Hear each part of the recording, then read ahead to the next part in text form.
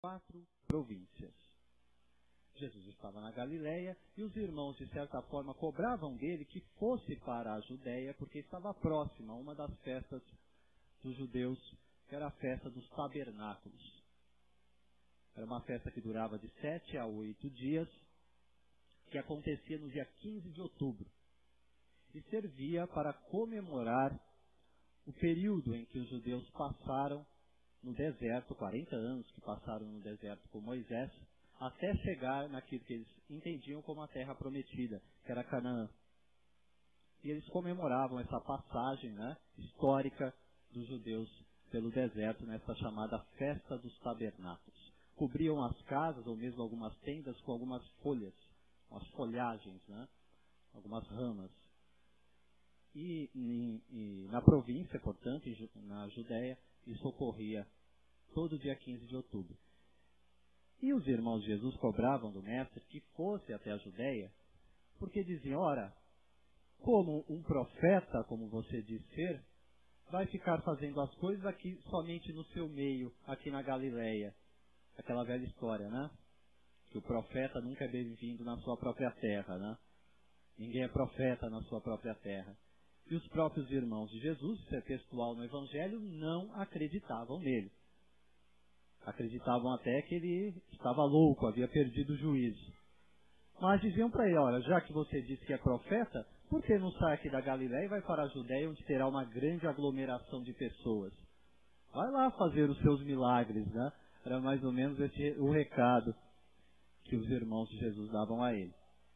E aí Jesus entra nessa sentença, dizendo para eles que o tempo deles sempre estava pronto, mas o dele, Jesus, ainda não havia chegado.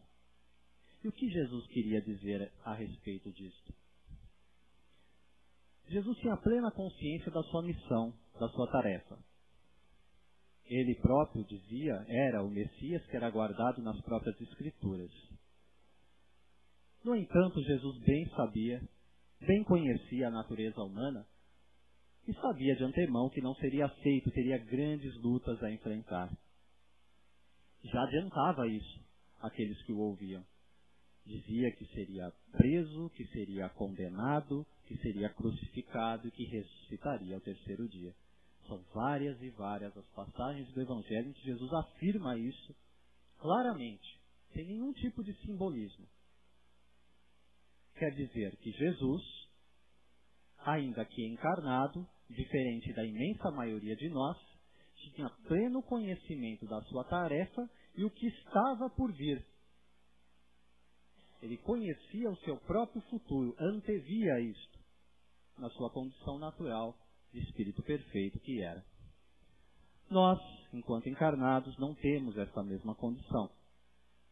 Temos, no máximo, e ainda bem que temos, as nossas tendências, que através do autoconhecimento, que tanto propomos na doutrina espírita, é que nós vamos compreendendo melhor qual é o nosso caminho, qual é a nossa trilha na existência em que passamos aqui alguns anos, algumas décadas, para cumprir um planejamento com o qual nós nos comprometemos antes da presente encarnação. Porém, temos as tendências e por isso já podemos conhecer um pouco daquilo que trazemos da nossa bagagem espiritual. Segundo a doutrina espírita, todos nós já tivemos diversas existências, e este acúmulo de vivências, de experiências, é o que forma o que eu chamo da nossa bagagem espiritual. Durante o período de encarnação, temos esta intuição e temos uma vida presente para ser vivida. Temos o nosso círculo de convívio mais próximo. E no mundo ainda de provas e expiações como o nosso, inevitável que as dificuldades estejam presentes na vida de todos nós. Pois esta é a prova necessária para o nosso desenvolvimento, para o nosso aprimoramento. Quando Jesus diz que o nosso tempo sempre está pronto, é porque ele não fala de um tempo humano. deste tempo que nós vivemos e reclamamos que não temos o suficiente para cumprir aquilo que nos cabe fazer. Jesus não fala da sucessão do tempo em dias, em horas, em períodos, tal qual nós conhecemos. Jesus fala de um tempo que é infinito, que é o tempo do desenvolvimento de nós como espíritos. O eu, espírito, que é isto que sou. Eu não sou o Emerson, eu estou o Emerson, temporariamente. Passaria aqui alguns anos, algumas décadas, sabe Deus? Mas não sou eu, essa personalidade que hoje habita este corpo físico, material, mortal. Sou eu, espírito. E essa é a condição de todos nós.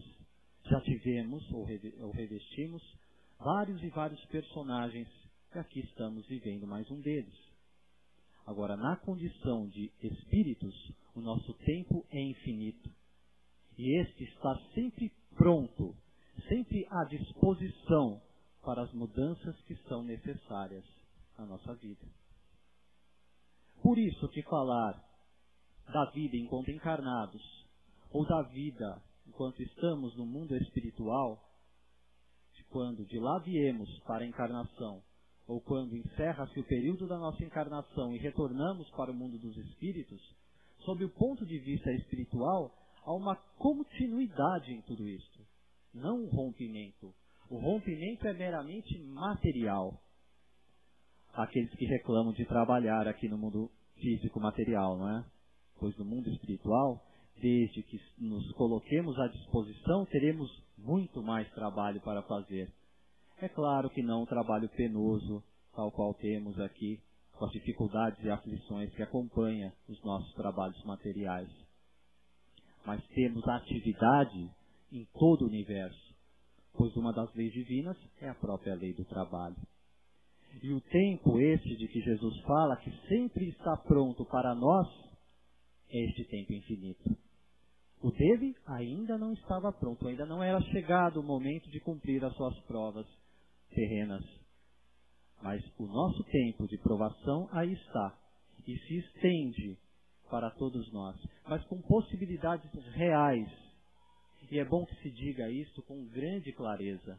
Nenhum de nós, ainda que nas condições mais difíceis de uma encarnação que possamos pensar, nenhum de nós veio à Terra para falir em suas provas, para ser infeliz, para passar uma encarnação aqui sem ser útil a quem quer que seja. Isso deve estar de tal forma claro em nossa mente, que possibilite para cada um de nós sermos ou tomarmos para nós a autoria dessa própria existência. Não passar para mãos alheias a caneta que escreverá as linhas da nossa vida aqui sobre a terra. Somos nós, ou devemos ser, autores da nossa própria história. André Luiz, nesta mensagem de que aqui falo, perante o tempo, nos informa o seguinte: fugir de chorar o passado, esforçando-se por reparar toda a ação menos correta. Esta é uma linha básica para vencer as dificuldades da nossa vida. Vejam que André Luiz escreve: não chorar o passado. Significa que não vamos nos emocionar, nos sensibilizar frente às dificuldades, nós ou daqueles que nos acompanham? É claro que não. Não é disto que André Luiz está falando. Fugir de chorar o passado significa se penalizar, se culpar pelas dificuldades de tal forma que nos imobilizamos perante a vida. Nos colocamos em uma tal posição, como se fôssemos vítimas de situações das quais não temos controle nenhum, que isto paralisa as nossas ações. E é contra isso que devemos agir. Fugir de chorar o passado, é o que afirma André Luiz, esforçando-se por reparar toda a ação menos correta. E é aquele tempo de que Jesus fala, que para nós sempre está Pronto. Reparar as ações menos corretas. E aí paramos para pensar, ou como diz Santo Agostinho, passamos em revista o nosso dia, os nossos dias até o presente momento, e vamos pensar, mas até aquilo que eu fiz, e pensamos conosco mesmo, né? Nas nossas imperfeições, nas nossas dificuldades, nas nossas quedas, naquela que temos consciência na vida presente. Não estou nem comentando sobre os nossos deslizes em vidas passadas. Na vida presente. E quando paramos para pensar, mas até aquela ação que eu tive, que pode vir a ter prejudicado um grande número de pessoas, até aquela, sem dúvida, até aquela mais penosa que podemos ter em nossa consciência, como um equívoco, um erro que tenhamos cometido, serve para nós como oportunidade de reparação e para um novo momento, para um reerguimento moral. O que no primeiro momento é motivo de queda, torna-se, no seu efeito, uma possibilidade de redenção para cada um de nós. E essa oportunidade que a vida dispõe, através da reencarnação, da encarnação presente que temos, é que devemos muito bem aproveitar. André Luiz fala disso também nesta passagem. E continua reforçando essa relação dos tempos, falando sobre o passado. Que o passado é a raiz do presente, é uma afirmação. O passado é a raiz do presente, mas o presente é a raiz do futuro. Todos os tempos interligados. Se encontramos, portanto, no passado a raiz do nosso presente, por isso que falamos lá das nossas tendências, a intuição que trazemos do nosso passado, e basta estudá-lo ainda que rapidamente em nós, e perceberemos sim o quanto temos ainda para trabalhar, para nos aperfeiçoar, mas também o quanto já trazemos de coisas boas, de virtudes, de coisas úteis que podemos fazer em benefício do próximo. E todas essas capacidades que já trazemos é o que nos possibilita lá a reparação e construir sob a raiz do passado, que influi no presente, um futuro muito melhor do que aquele que temos hoje. Esse futuro que tanto ansiamos e por vezes deixamos na mão dos outros que nos digam, que nos tragam pistas do que será, estude as ações do presente, as construções que estamos fazendo hoje através das nossas ações, das nossas atitudes, dos nossos pensamentos mais frequentes, porque é isto, segundo uma lei inevitável, que construirá o nosso amanhã. Isaac Newton, cientista e filósofo do século XVI e XVII, nos trouxe a conhecida lei física da ação e reação. Toda ação corresponde a uma reação de igual intensidade e sentido oposto. É isto que ensinava Isaac Newton. Na doutrina espírita, a lei física se encaixa perfeitamente na lei moral, que Kardec apresenta, junto com os benfeitores espirituais, falando sobre a lei de causa e efeito. Toda causa tem por trás dela uma ação inteligente, portanto, um efeito inteligente. Foi dessa forma que a própria doutrina espírita veio a ser codificada. Estudando-se as causas, ora, não podia ser um ser inteligente a produzir informações inteligentes. E quem é o ser inteligente da criação? Somos nós, os seres humanos. Somente nós, os seres humanos, podemos influenciar no momento presente. Somente nós, seres humanos, podemos construir algo diferente na criação. Naturalmente, Deus é o autor maior, o criador de todas as coisas. Mas nos convida a sermos coautores da vida. Isto ocorre desde os fenômenos biológicos, do próprio nascimento de outros seres, do qual nós podemos contribuir sendo co-criadores de outros corpos materiais, sendo pais ou mães, assim como segundo as leis morais, através das nossas ações, vinculadas à lei do amor, contribuímos para o reequilíbrio daquilo que está desarmonizado. E esse é o fundamento principal da lei moral. E quando a aplicamos a lei de causa e efeito, é disto que falamos frequentemente. Somos, portanto, a todo instante, causadores no universo através das frequências do nosso pensamento e das contribuições que damos diretamente no mundo material através das nossas ações. E quando a doutrina espírita nos apresenta essa face, é porque propõe para nós um grande processo de reeducação. Se trazemos do nosso passado as imperfeições de que já falamos, é porque não trabalhamos essa educação da maneira mais adequada. E a doutrina espírita é um roteiro completo, íntegro, genuíno, verdadeiro para este desenvolvimento. Não só está assentado perfeitamente no Evangelho de Jesus, com tudo o que ele possui de evidentemente humano e positivo para nós, quando fala da lei do amor, quando nos fala a respeito da solidariedade, da fraternidade, do amor a Deus e às criaturas. Tudo isso aplicado, nós bem sabemos.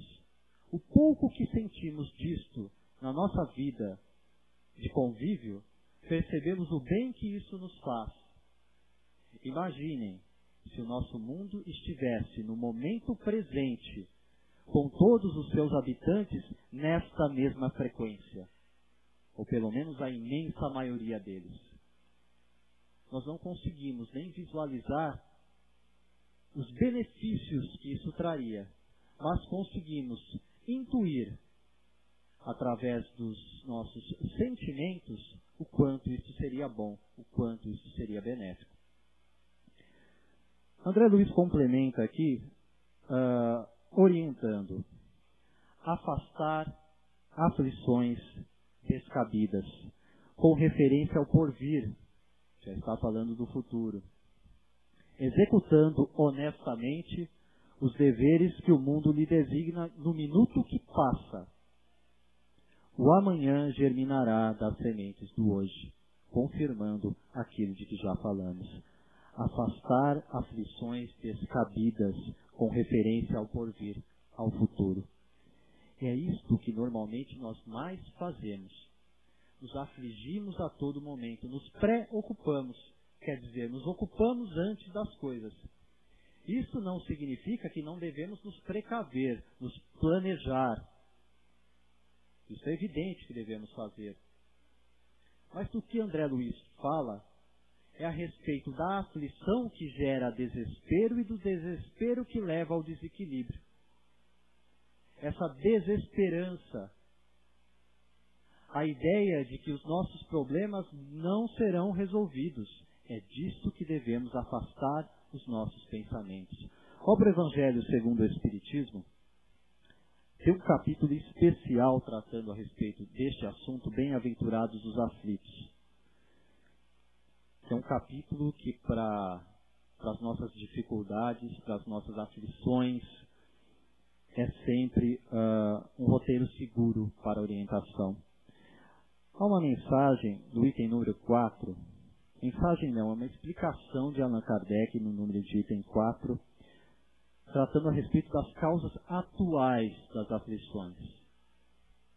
De um lado, nós nos preocupamos, nos afligimos antes que as coisas ocorram. Nos afligimos com o futuro.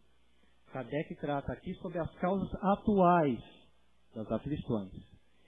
Ele descreve o seguinte, que as dificuldades da vida são de duas espécies. Ou, se assim se quer, tem duas fontes bem diferentes, que importa distinguir. Umas têm sua causa na vida presente, outros fora dela. Fora dela é aquele passado que trazemos a raiz e que influencia no presente, sim, mas não determina o que será a nossa existência atual. Agora, sobre as aflições que têm sua causa na vida presente, muitas delas os espíritos chamam de tormentos voluntários. Não é culpa, não é expiação. Não é o passado que vem nos cobrar aquilo que cometemos de equívoco lá atrás. Não é prova escolhida ou necessária para o nosso aprimoramento, mas são escolhas que fazemos com o nosso livre-arbítrio mal direcionado, quando deixamos que à frente das nossas ações, que nos dirija o nosso egoísmo, a nossa vaidade, o nosso orgulho. Aí, certamente, lá vem os tormentos voluntários. São decisões pessoais, nossas, que poderiam não estar presentes na nossa vida, mas que nós elegemos porque nos movemos não pela lei do amor, mas pelo seu contrário, pelo desamor, pelo egoísmo, pela vaidade, pelo orgulho, como disse. E pensando na vida que em geral levamos, ou pelo menos nos é colocado como um padrão que deva ser a vida de cada um de nós aqui no mundo material, nós devemos ter muita, mas muita atenção sobre a forma como estamos conduzindo estes nossos pensamentos que vão influenciar nas nossas decisões presentes. É muito comum as pessoas pensarem hoje quase que em bloco, um pensamento verdadeiramente massificado, como se não pensar daquela forma fosse ser, como se diz, um peixe fora d'água. Aqueles que se vinculam à doutrina espírita certamente já sentiram este impacto algumas vezes na existência atual. Já foram, talvez, até cobrados pessoalmente, porque agiram desta ou daquela forma, de maneira oposta a um grande grupo de pessoas que pensa dessa forma massificada, em bloco, e muitas vezes sem raciocinar sobre o que estão fazendo. Ter coragem de apontar caminhos novos é uma das tarefas, em especial, do espírita. E temos que ter consciência disto. Os espíritos nos falam a respeito de uma era nova. Nos falam, e nós somos informados sobre isso, sobre um novo ciclo de regeneração. Se nós espíritas que temos essa informação, não significa conhecimento. O conhecimento é a informação aplicada. Mas temos a informação de que a Terra passa por essa transição e que exige para o mundo de regeneração criaturas regeneradas, como vamos nós nos deixar levar pelos pensamentos da moda, sem parar para pensar nas consequências, nos efeitos, das causas que geramos através das nossas atitudes?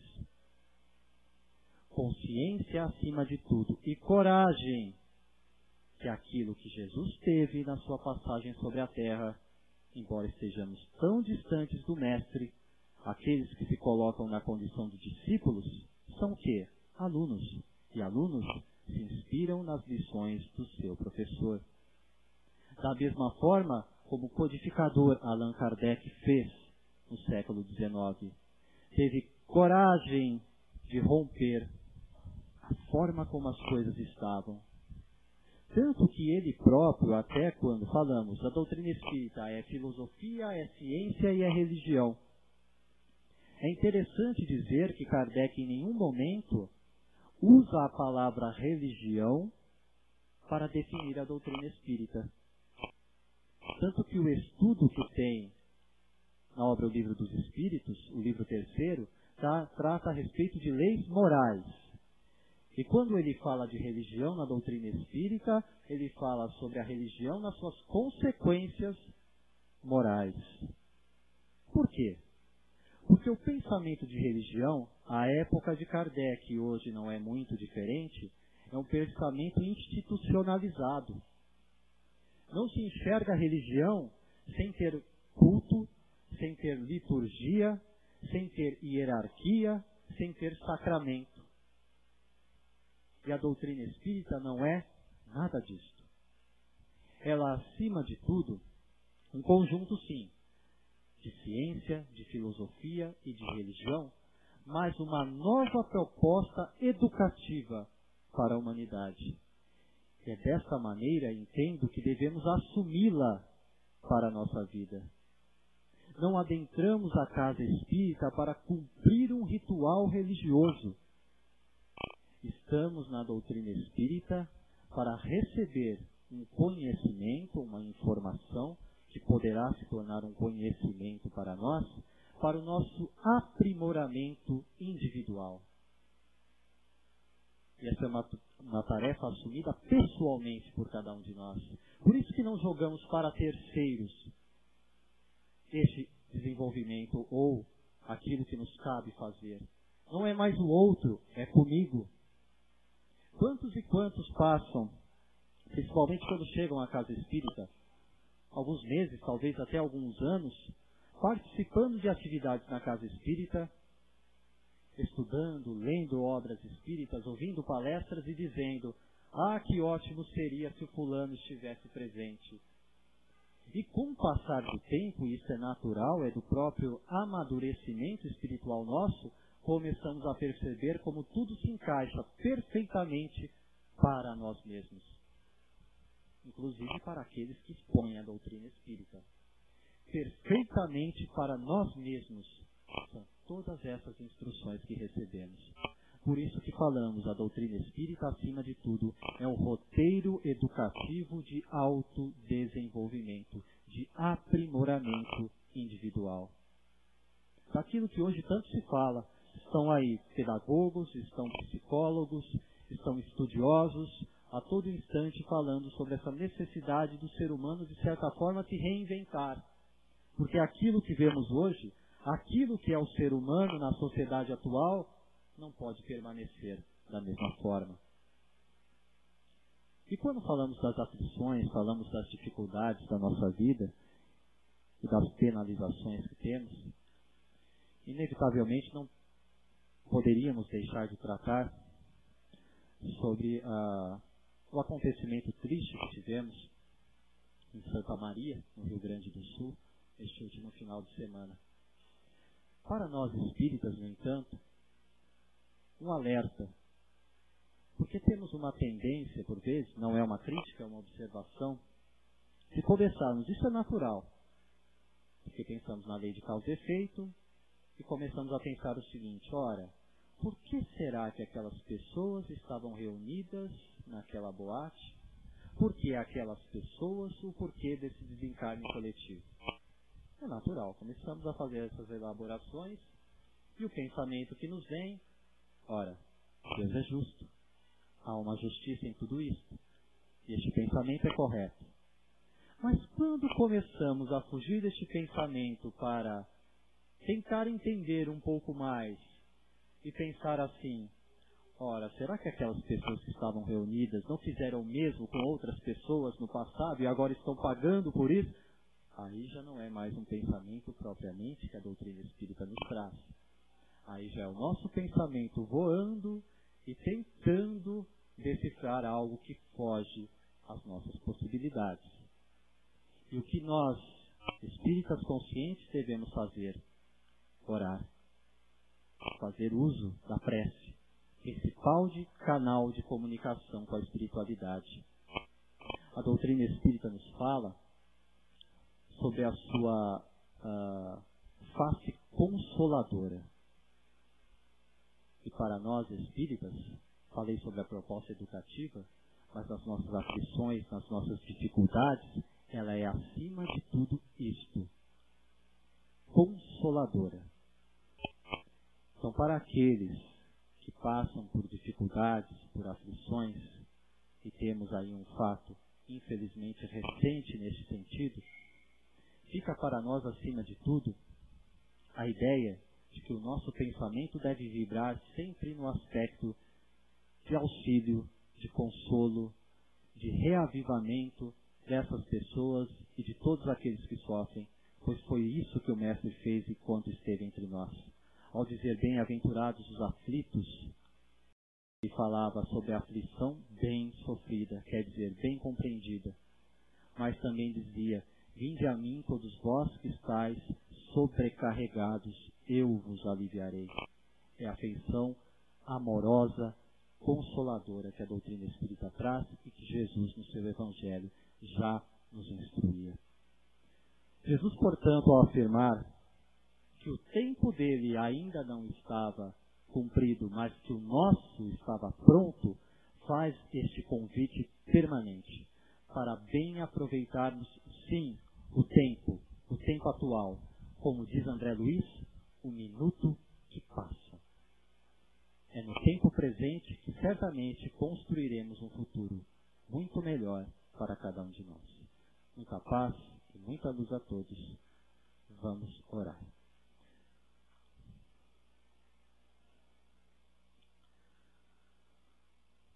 Partindo para a segunda parte dos nossos trabalhos,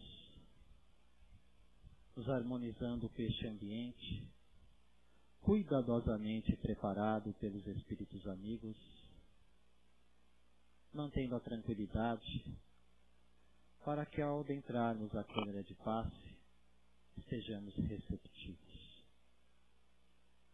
Mantendo o silêncio, desde já, para deixar que a frequência do nosso pensamento esteja em afinidade com os nossos protetores. Ao adentrar as câmaras de passe, vamos nos sentar e tranquilamente repousar nosso corpo para receber as energias benéficas do mundo espiritual, preparadas amorosamente para as nossas necessidades, para o nosso restabelecimento orgânico e espiritual. Jesus, o nosso Mestre Maior, amigo de todas as horas e de todos os momentos, esteja conosco. Que Deus abençoe as nossas atividades. Que assim seja.